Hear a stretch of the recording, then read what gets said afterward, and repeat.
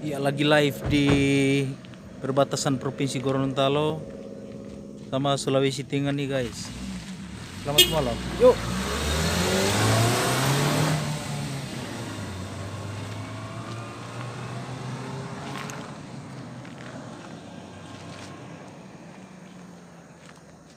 Suasana gelap banget ini guys.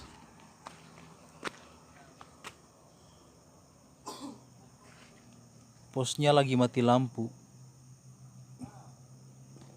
Pos penjagaan lagi mati lampu. Ya, terpaksa kita jagainnya di sini. Pakai bangku.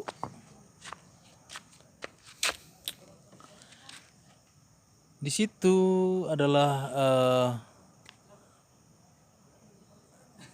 gerbangnya, gerbang masuk Provinsi Gorontalo. Saat ini kita berada di Gorontalo, Provinsi Gorontalo. Terus sebelahnya tuh di Sulawesi Tengah.